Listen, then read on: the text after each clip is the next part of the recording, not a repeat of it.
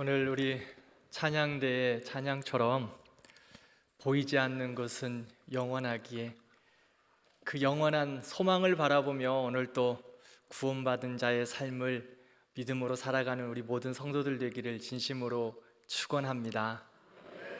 보이는 것은 잠깐이지만 우리 안에 보이지 않는 그 영원한 하나님의 나라, 그러나 그때에는 우리가 얼굴과 얼굴을 대하듯이 만날 그 시간, 그 영원한 나라를 생각하면서 늘 주님의 기쁨으로 충만한 우리 성도들 되기를 바랍니다. 우리는 지난주 예수님의 마음을 품고 그리스도를 닮아가는 삶이 무엇인지 살펴보았습니다. 주님의 마음은 다툼과 허영이 아닌 나보다 남을 더 중요하게 여기는 겸손한 삶이었습니다.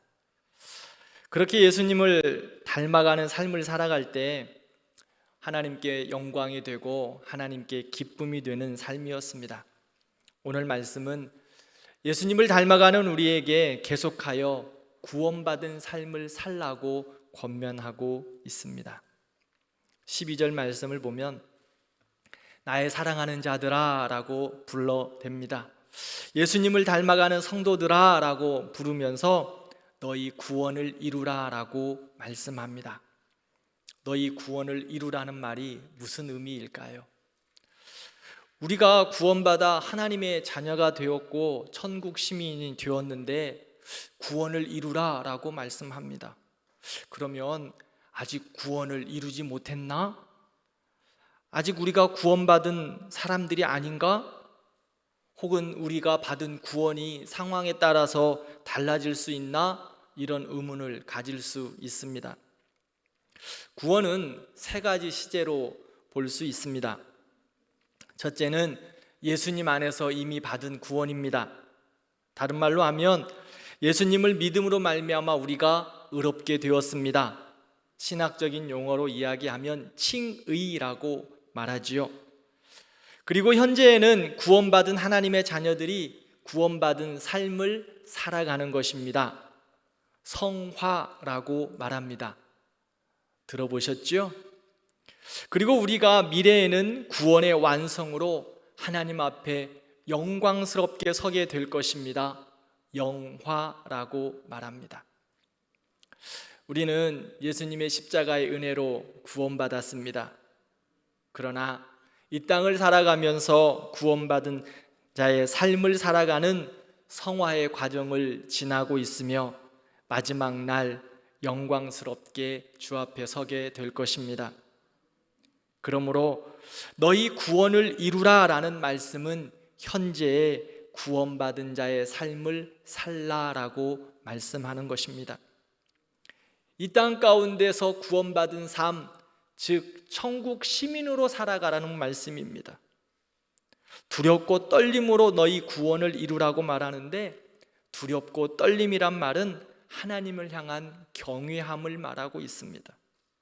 그러므로 하나님을 경외함으로 하나님을 찬양함으로 하나님께 영광을 올려드림으로 구원을 이루어가는 삶을 살아라 라고 사도 바울은 우리에게 권면하고 있습니다.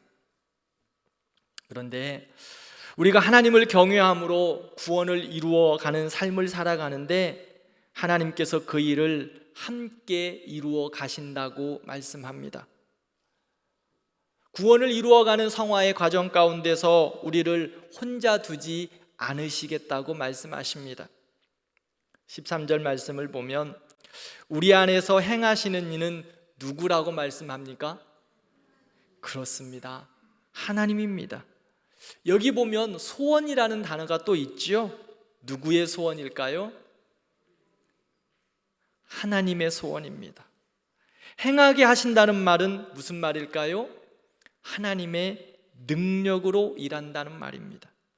즉 하나님께서 우리를 향하여 소원을 두고 하나님의 기쁘신 뜻을 위하여 하나님이 역사하신다, 하나님이 일하신다 말씀합니다. 우리의 힘과 우리의 능력으로 이루어가는 것이 아닙니다. 그 일을 행하시는 이, 우리 안에 소원을 두고 구원을 성취하시는 이 그분이 바로 하나님이신데 그 하나님이 이루어 가신다 말씀합니다. 하나님께서 소원을 두고 하나님의 능력으로 이루어 가시기에 막을 자 없습니다. 이루지 못할 일이 없습니다. 내 삶이 하나님의 기쁨이 되고 나의 목적이 예수 그리스도가 될 때 하나님의 능력 주셔서 하나님의 소원을 두고 하나님께서 이루어 가실 줄 믿습니다. 그러므로 혼자 발부둥 치지 마시기 바랍니다. 우리 안에 소원을 두고 행하시는 주님과 함께 그분 손잡고 구원의 삶을 살아가는 것입니다. 나 혼자 살아가는 건 너무 어렵습니다.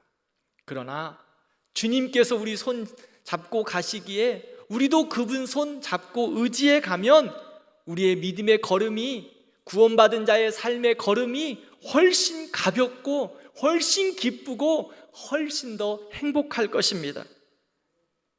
우리 주님의 손 잡고 구원의 삶을 살아가는 우리 성도들 되기를 축원합니다. 또한 더 나아가서 믿음의 성도들과 함께 손잡고 가시기를 바랍니다. 하나님께서 우리 안에 소원을 두고 하나님이 역사하심 가운데 우리 공동체를 주셨어요. 공동체는 함께 믿음의 길을 걸어가라고, 구원받은 자의 삶을 함께 살아가라고, 때로는 격려하고 때로는 축복하고 때로는 함께 손을 잡고 이끌어 가라고 교회를 만들어 주셨습니다. 사랑하는 성도 여러분, 우리 대광교회는 축복된 교회입니다.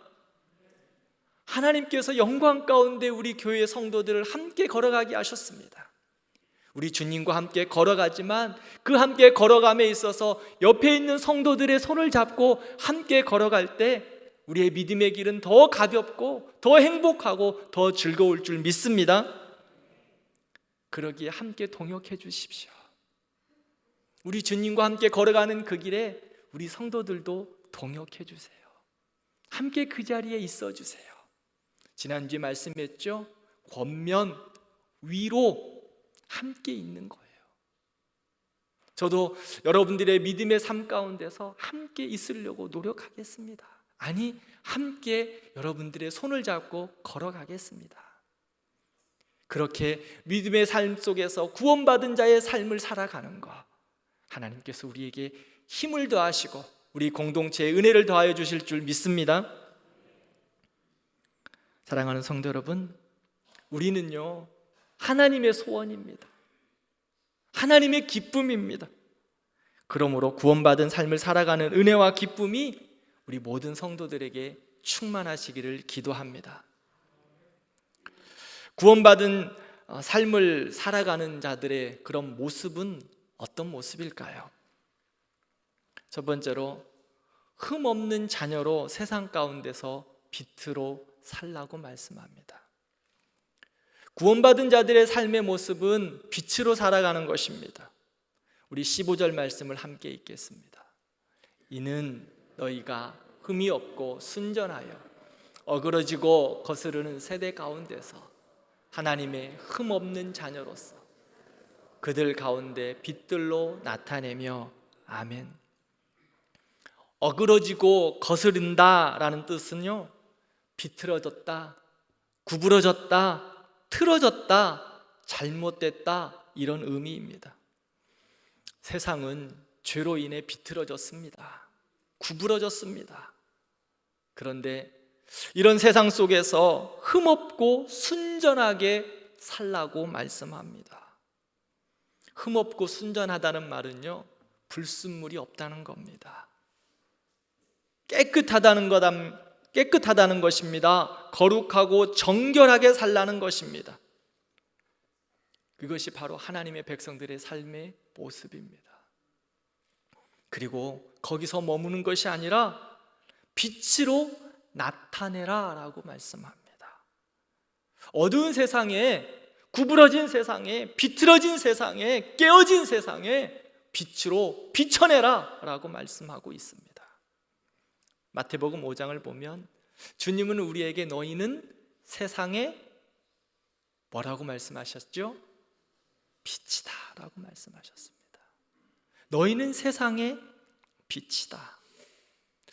요즘 우리나라는 정전이 되는 일이 거의 없습니다.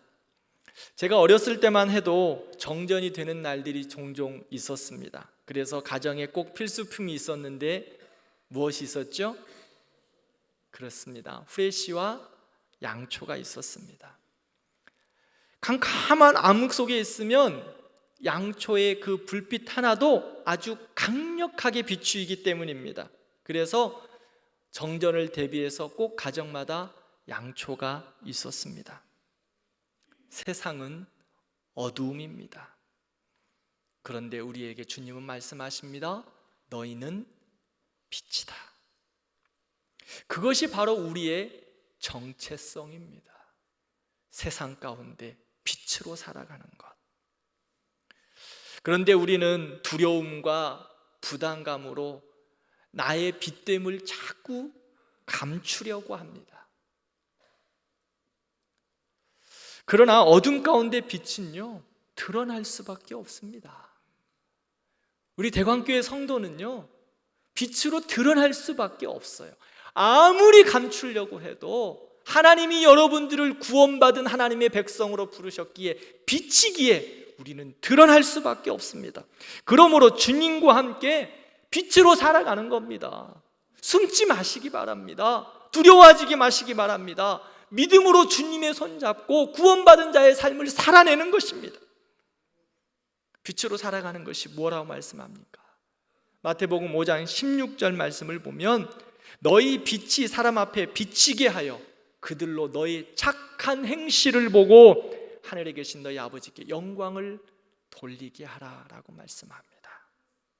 어두워진 세상, 어그러진 세상 가운데, 비틀어진 세상 가운데 믿음으로 살아가는 모습, 착하게 살아가는 모습, 빛된 모습으로 살아가는 것이 바로 이런 모습이라고 말씀합니다. 하나님의 사람들은요, 구원받은 자의 삶은 착한 삶입니다. 선한 삶입니다. 정결한 삶입니다. 그런데 요즘은 바르게 하는 삶, 깨끗한 삶, 의로운 삶, 순전한 삶, 세상은 좋아하지 않습니다. 그렇게 살면 바보라고 이야기합니다. 그렇지요? 저도 알아요. 그러나 주님께서는 우리에게 말씀해요. 그럼에도 불구하고 너희는 세상의 빛이야. 세상은 어그러졌어, 삐뚤어졌어. 그것을 인정하지 않아. 그러나 너희는 그곳에서 빛으로 살아가야 돼. 너희의 정체성이야 라고 우리에게 분명하게 말씀하셨습니다. 그러므로 순전해야 합니다. 착해야 합니다. 바라야 합니다. 의로워야 합니다. 때로는 우리의 모습이 그러기에 두렵습니다. 어쩔 때는 내 모습이 그렇지 못하기에 자꾸 숨기려고도 합니다. 그러나 사랑하는 성도 여러분, 두려워하지 마시고 숨지 마세요. 우리 주님과 손 잡고 함께 걸어갈 수 있습니다. 나 혼자 가려고 하니까 힘들고 어렵지요. 우리 주님이 손 잡아주시면 그 걸음이 기쁘고 가볍고 행복할 것입니다. 그러기에 우리 주님의 손 잡고 빛으로 살아가는 우리 모든 성도들 되기를 축원합니다. 주님이 우리를 빛으로 부르셨습니다. 두 번째는 원망과 시비가 없는 삶을 살라고 말씀합니다. 14절 말씀을 보면 모든 일을 원망과 시비가 없이 하라라고 말씀합니다. 우리가 구원받은 자의 삶을 살아갈 때 빛의 자녀된 이렇게 어그러지고 삐뚤어진 세대 가운데 원망과 시비가 없이 하라라고 말씀해요. 원망은 무엇일까요? 불평하는 것을 말합니다. 문제의 원인을 다른 이에게 자꾸 돌려서 투덜대는 것을 말합니다. 영어 성경에는 참 재미있게 표현해놨어요. 이 원망이라는 말은요, 영어 성경에는 궁시렁거리다, 궁시렁거리는 거래요. 뭔가 자기 안에 만족감이 없으니까, 자기 생각에, 자기 그 편견에 맞지 않으니까 자꾸 궁시렁거리는 거예요. 시비는 사전적인 의미로 옳고 그름을 따지는 것인데, 무언가를 놓고 의심하고 비아냥거려 논정하는 거예요. 자꾸만 문제거리를 삼는 거예요.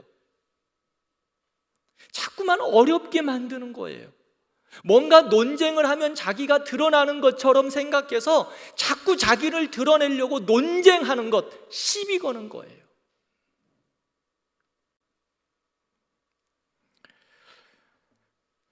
여러분들은 햄버거 집에 가시면 어떻게 주문을 하십니까? 햄버거 집에 요즘 가시긴 하십니까? 롯데리아나 버거킹을 가면 햄버거를 주문합니다. 금요일 저녁에도 우리 교역자들 저녁 식사가 햄버거였습니다. 햄버거를 살 때 보통 여러분들은 어떻게 주문하세요? 단품으로 구매하시는 분들도 있으시죠? 그런데 많은 분들은 햄버거를 단품으로 구매하지 않습니다. 그렇죠? 역시 드셔보셨구나. 세트 메뉴를 구매합니다. 햄버거와 함께 빠질 수 없는 것이 있어요. 무엇이 있죠? 콜라. 그 다음에요, 감튀. 우리 어른들이 감튀가 뭔 말이야? 감자튀김만, 간자튀김 말하는 거예요. 감튀. 세트 메뉴예요. 햄버거를 구매하고 싶을 때 햄버거 단품으로 하지만 많은 분들이 감튀와 콜라를 함께 구매해서 먹습니다. 한 세트입니다. 그런데요, 원망과 시비는요 한 세트예요. 한 세트. 원망과 시비는 한 세트로 우리의 영혼을 어둡게 합니다. 교회 공동체를 황폐하게 합니다. 원망과 시비는 빛의 자녀가 아닌 어두움의 특징이기에 우리의 영혼을 어둡게 합니다.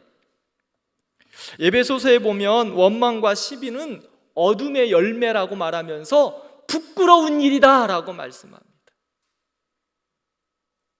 사랑하는 성도 여러분, 원망하고 불평하고 궁시렁거리는 거 성경은 부끄러운 일이다 라고 말합니다.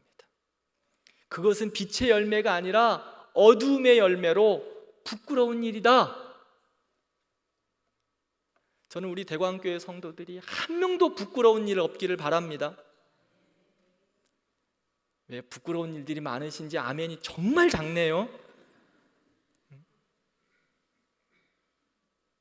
제가 늘 고백하죠. 말씀드리죠. 나의 모습은 지금 부족하고 연약하지만 믿음의 눈을 떠서 하나님, 내가 이렇게 이루어 가겠습니다, 하나님의 말씀대로 살겠습니다 라고 믿음으로 선포하며 고백하는 게 아멘이에요. 그러기에 내 모습은 부족해서 말씀에 찔림이 있어, 내가 대답을 못하겠어, 원망, 궁시렁, 예배 끝나자마자 또 궁시렁거려야 되는데 이거 아멘 하면 내가 궁시렁 못하니까 그럼에도 불구하고 믿음으로 고백하는 거예요. 하나님, 궁시렁거리는 나의 입을 닫겠습니다. 원망하고 불평하고 시비거리고 논쟁거리들 나의 입을 닫겠습니다. 이렇게 믿음으로 결단하고 아멘 하는 거예요. 아멘? 이게 빛의 자녀의 삶이에요. 구원받은 자들의 삶이라고 성경은 분명하게 말씀하고 있어요.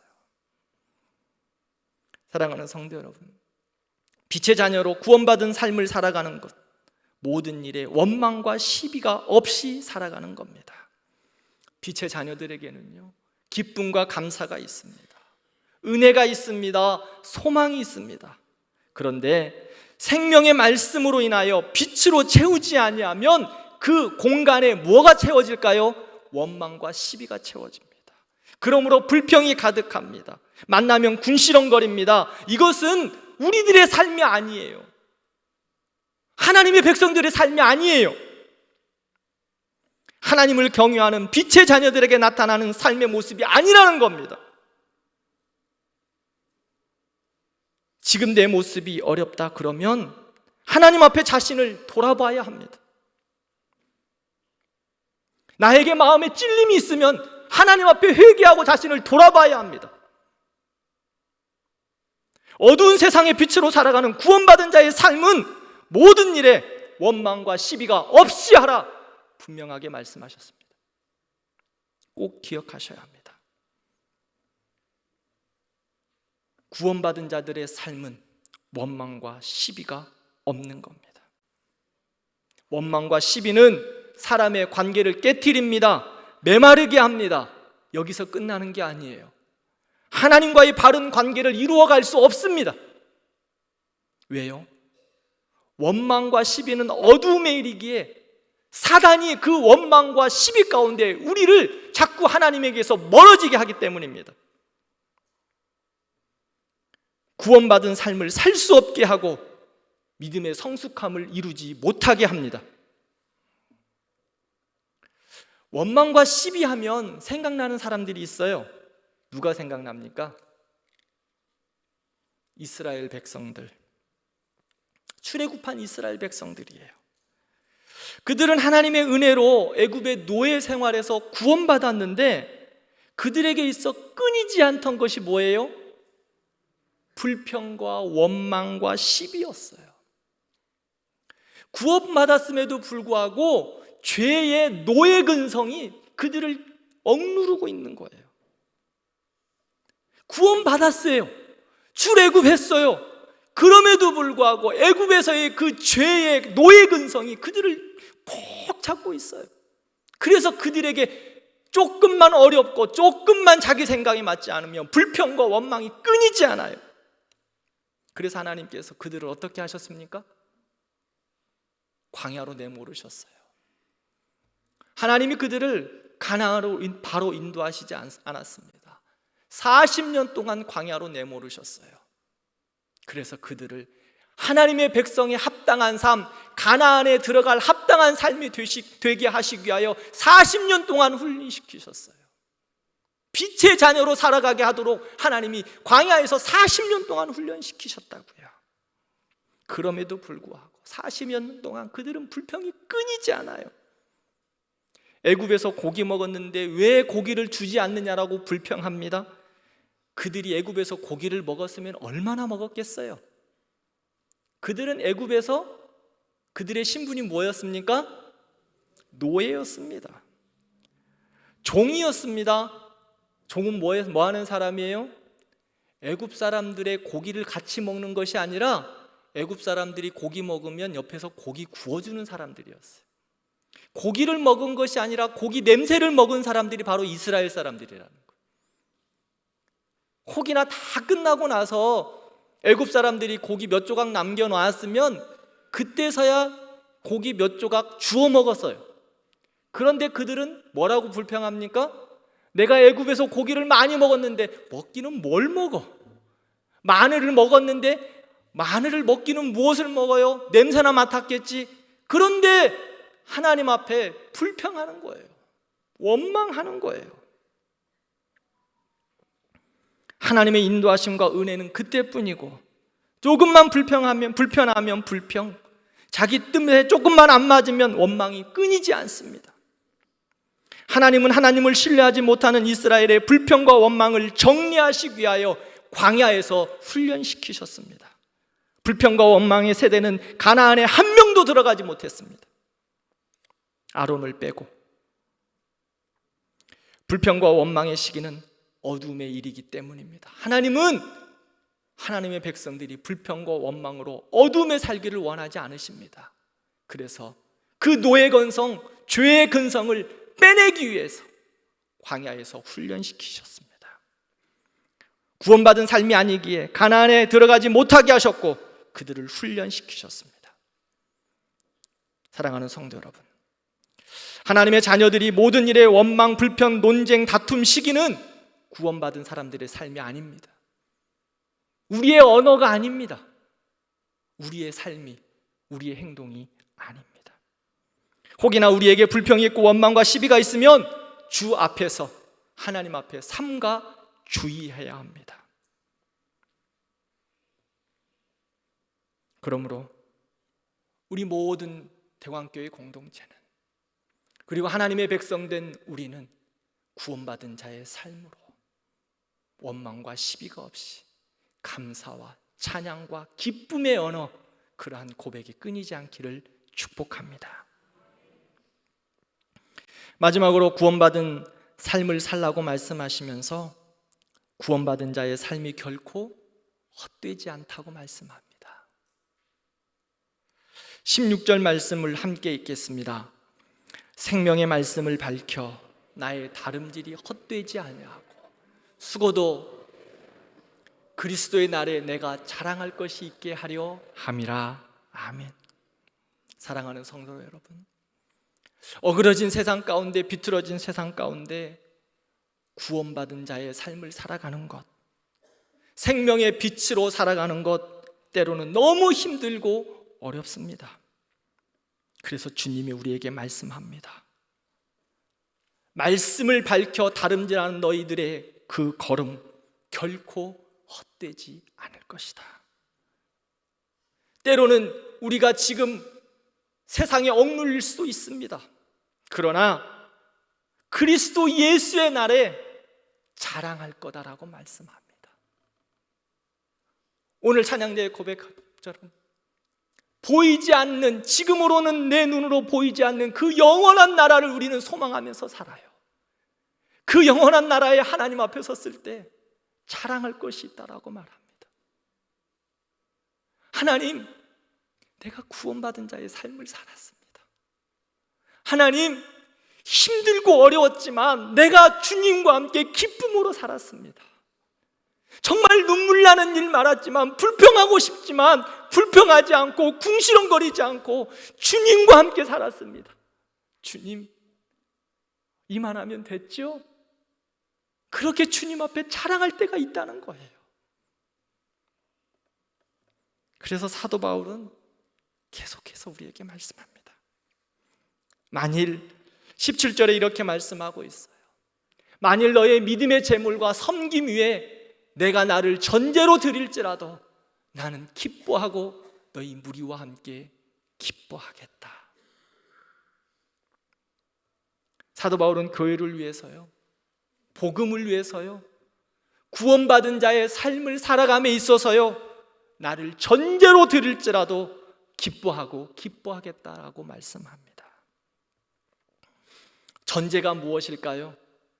전제는 하나님께 드리는 제사의 하나로 제물을 드리고 그 위에 포도주를 완전히 쏟아부어는, 한 방울도 남기지 않고 포도주를 완전히 쏟아드리는 제사를 말하고 있어요. 죄를 지으면 죄의 값은 사망이기에 누군가 죽어야 됩니다. 내가 죽어야죠.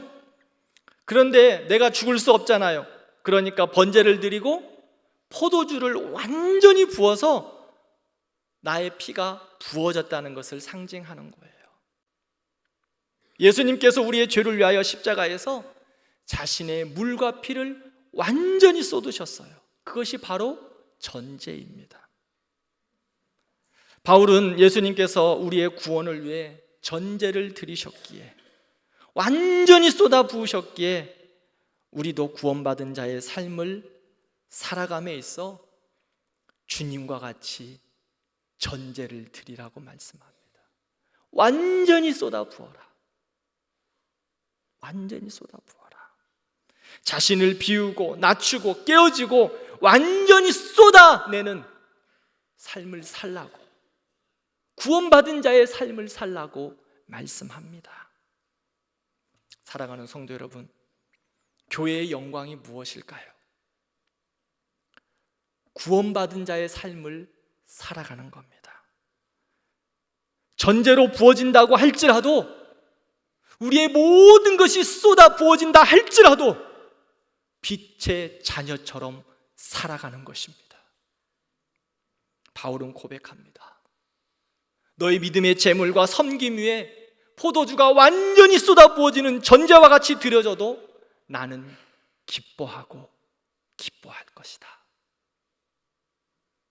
사랑하는 성도 여러분, 우리가 하나님의 백성으로 구원받은 자의 삶을 살아가면서 우리의 모든 것을 쏟아내어도 주로 인하여 기뻐하고 기뻐하는 축복된 삶이 되시기를 축원합니다.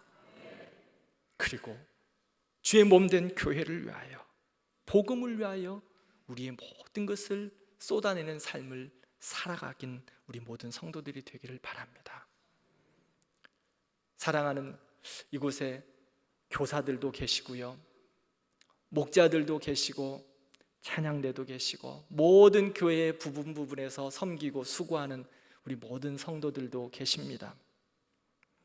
우리는 누군가를 하나님의 사람으로 세우기 위해서, 그리고 하나님의 예배를 영광스럽게 섬기기 위해서 눈물로 기도하면서 때로는 참고 인내하고 때로는 알면서도 섬기고 수고하는 모습이 우리에게 있습니다. 그러나 어떨 때는 아무 열매가 없는 것 같아 실망이 있고 도리어 불평과 원망의 소리를 듣게 되기도 합니다. 그런 소리를 들을 때 그만두고 싶을 때가 한두 번이 아닙니다. 나는 정말 주님 앞에 전제와 같이 부음을 부어내고 있는데, 내 모든 것을 쏟아내고 있는데 궁시렁거리는 소리를 들을 때 그만두고 싶어요. 그러나 주님은 우리에게 말씀합니다. 교회를 위해 한 명의 성도라도 주 앞에 세워진다면, 한 명의 영혼이라도 주께로 돌아온다면, 그리고 하나님의 사람으로 우리 성도들이 세워진다면, 믿음의 성숙함을 이루어가는 성도들이 한 명이라도 있다면 전제로 나의 모든 것을 쏟아내라고 말씀합니다. 사랑하는 목자 여러분, 목원들을 섬김에 정말 힘들 때 있으시죠? 사랑하는 찬양대 여러분, 섬김이 어떠세요? 때로는 그만두고 싶을 때 있으시죠?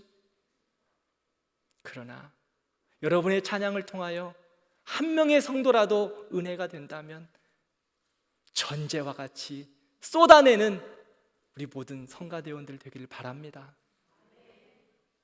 오늘 제가 은혜 받았잖아요. 그러면 돼요. 저뿐만이겠어요? 우리 모든 성도들 은혜 받으셨죠?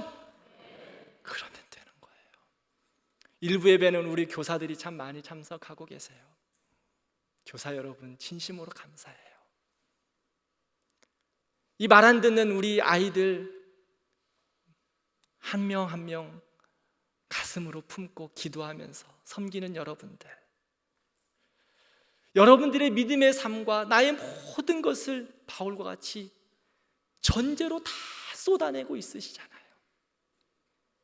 그럼에도 불구하고 어떨 때는 이놈들이 말도 안 듣고, 내가 그렇게 말씀으로 양육하고 1년 동안 섬겼는데 저것이 사람 됐나?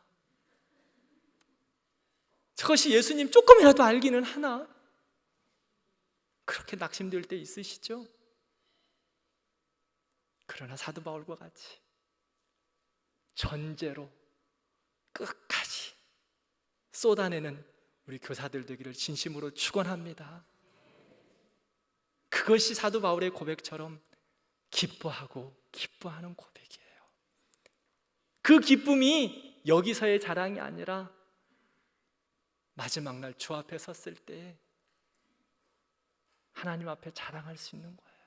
하나님, 내가 2024년 대광교회를 섬기면서 영아부를 섬기면서 유치부를 섬기면서 중등부를 섬기면서 고등부를 섬기면서 말도 안 듣는 이 누구누구 자식, 아이고 때려주고 싶었지만 그래도 전제와 같이 부으면서 그들을 섬겼어요. 주님 괜찮았죠? 그때 이야기할 수 있다고요. 그러기에 사랑하는 우리 교사 여러분, 우리 목자 여러분, 우리 성도 여러분, 지금은 우리에게 칭찬이 없을 수 있지만, 아니 그렇게 한다고 누가 인정해 주지도 않고 뒤에서 궁시렁거리기도 하지만, 그래도 우리 전제와 같이 쏟아내며 하나님의 나라와 주의 몸된 교회에 위하여 같이 수고하고 같이 믿음의 길을 감당해가는 우리 모든 성도들 되기를 진심으로 축복합니다.